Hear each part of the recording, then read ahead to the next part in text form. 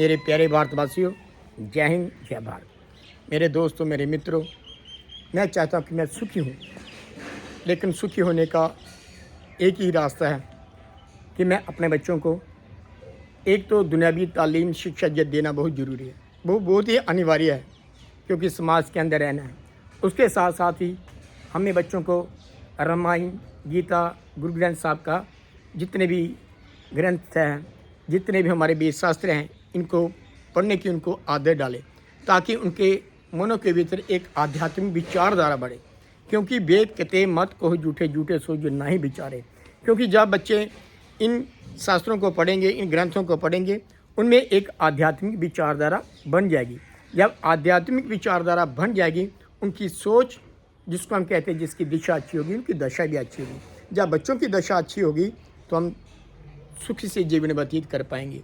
इसी प्रकार से रामचरितमानस के अंदर लिखा है, कहते हैं कि सुनी समझाए जन मुदित मन मचिया अति अनुराग, लह चारे फल असत तनु सदु समाज प्रयाग।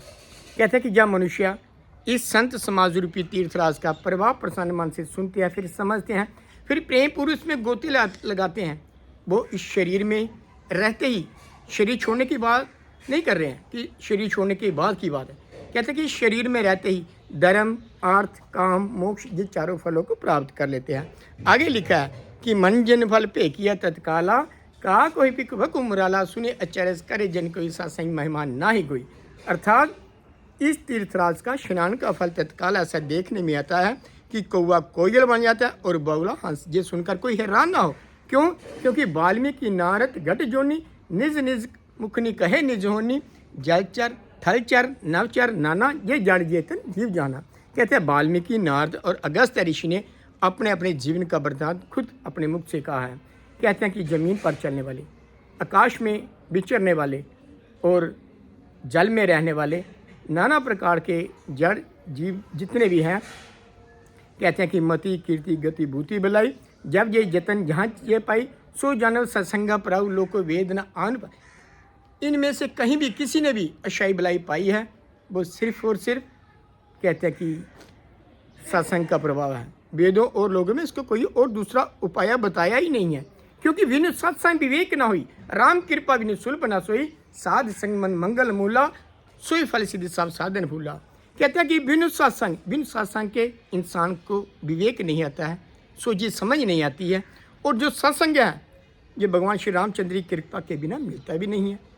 कहते हैं कि ये जो सत्संग है, कहते हैं कि सारे सुखों की खान है। तो कहते हैं कि दुष्ट इंसान भी संगत में आके सुधर जाता है। सठ सुधरी सत्संग पाई, पारस परस खुदात सोई। कि दुष्ट इंसान भी संगत में आके सुधर जाता है। जिस प्रकार से कहते हैं कि एक पारिस आकर लोहे को छू लेता है, उसको भी वो सोना बना देता है। इसी प्रकार से कहते हैं कि बुरे से बुरा इंसान भी जब संतों का, महात्मा का संग करता है, इनके विचार सुनता है, इनकी वाणियाँ सुनता है, कहते हैं कि उनका जीवन ही एक परिवर्तन हो जाता है। तो हम प्रयास करें कि हम अपने बच्चों को एक तो दुनियावी जो शिक्षाएं हैं उसको प्राथमिकता दें, उसके साथ साथ एक आध्यात्मिक विचारधारा भी उनके बीच में हम भरने का प्रयास करें। अगर वो आध्यात्मिक विचारधारा भी उनके साथ होगी तो हमारा देश, हमारा मुल्क, हमारा परिवार, हमारा गांव, हमारा देश एक तरक्की की ओर हो जाएगा। क्योंकि वो हर इंसान का भला करेगा। क्योंकि जिसकी दिशा अच्छी होती है उसकी दशा भी अच्छी होती है। हम प्रयास करें इनमें एक विवेक ऐसा दें इनको। क्योंकि जैसे लिखा भी है कि बिनु शासन विवेक ना हो, जब संगत में जाते हैं इनका विवेक जागृत होता है। जब जागृत होता है वो दुनिया का भला करते हैं।